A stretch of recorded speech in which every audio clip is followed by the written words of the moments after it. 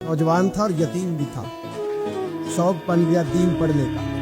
मोहल्लेदार इलाके वाले कहने लगे कहाँ से कमाएगा, न बाप है, न माँ है, न घर है, कहाँ से। हजरत रूमी कहते हैं नौजवान ने जंगल में झोंपड़ी लगा ली। वहाँ वो सुबह मदरसे जाता, शाम को जंगल में रहता, वहाँ अल्लाह अल्लाह करता, सबक याद करता। एक दिन बादशाह की बेटी रास्ता भूल गई, जंगल में आई सहेलियों के साथ, बॉडीगार्ड भी साथ थे पर रास्ता भूल गई। खोती खोती शाम हो गई, ऐसी खोई कि जब रात गहरी हो गई तो आके उस नौजवान के पास रुकी और चिल्लाने लगी। शेर के दौड़ने की आवाज आती है, भेड़िए के बोलने की आवाज आती है। नौजवान अकेला, सहेलियां बिछड़ गई, गार्ड बिछड़ गए। कहने लगी मैं परेशान हूँ, मुझे जगह मिल जाएगी। नौजवान कहता मैंने शहजादी देखी और मुझे भी पता था कि घर एक ही है और आग को अंदर से दरवाजा भी बंद करना पड़ता है, जंगल जानवर भी आ जाते। कहते मेरी छोटी सी कुटिया में झोंपड़ी में वो आई, रो के कहने लगी सहारा कोई नहीं, अगर मैं पीछे निकलूंगी तो भेड़िए खा जाएगा। कहते मैंने उसे जगह दे दी। अकेली औरत, चिराग जल रहा है, सबक याद कर रहा हूँ। मेरे नबी पाक ने फरमाया जहाँ मर्द औरत अकेले हो तीसरा शैतान होता है। और शहजादी तो बच्चा कहता है सबक याद करता रहा सारी रात।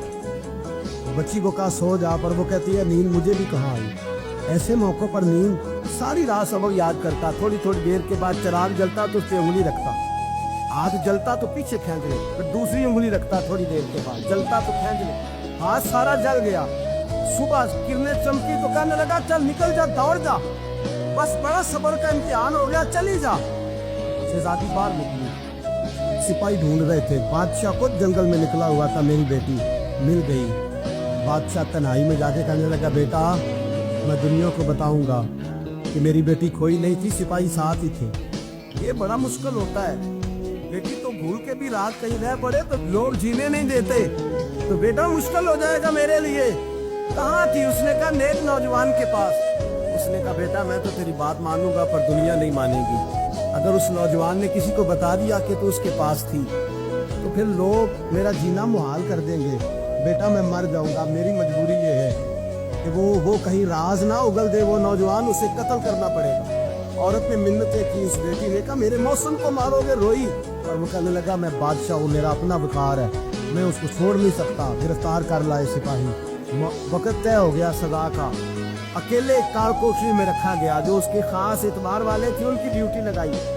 बादशाह ने बुलाया, पहले बिलम आया। औरत कहने लगी, बेटी कहने लगी एक दफा तो बुलाओ ना, एक सवाल बस पर्दे में रह के पूछना और फिर जो आपका जी चाहे। मेरे मौसम को मारना तो है तो मर्जी आपकी। सामने खड़ा किया, नौजवान पर्दे के पीछे, औरत खड़ी हो गई। बादशाह बीच बैठ गया। बीबी कहने लगी सारी रात बेदार मैं भी रही, सोया तू भी नहीं। वो जो तू चिराग के करीब हाथ लगा के जलाता था वो समझ नहीं आई। नौजवान रो पड़ा, कहने लगा क्या करूं, मैंने रसूलुल्लाह का दीन पढ़ा है। क्या करूं, मैंने हुजूर का दीन पढ़ा है। मैंने पढ़ा है कि जानी को सबसे नीचे दोज़ख के सबसे निचले दर्जे में जलाया जाए, उसे जहन्नमियों का पीप और रेशा पिलाया जाए, कंद खिलाया जाए। ये रवायतें पड़ी हुई थी।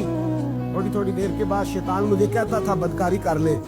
मैं अपना आग उसी वक्त जब शैतान मशवरा देता तो मैं आग पे करता। मैं कहता अगर ये बर्दाश्त हो गई तो वो भी हो जाए। जब आग जलता तो मैं समझ जाता नहीं तुझसे तो ये नहीं बर्दाश्त होती तो वो कैसे हो। फिर मुझे शैतान मशवरा देता कोई देख नहीं रहा, तू बुलाने नहीं गया, खुद आई।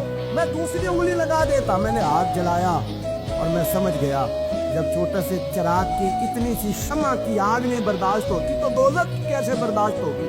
कहते मैं बाज आया। बादशाह ने ये कहानी सुनी, लफ्ज़ सुने तो चीख मार के रोया।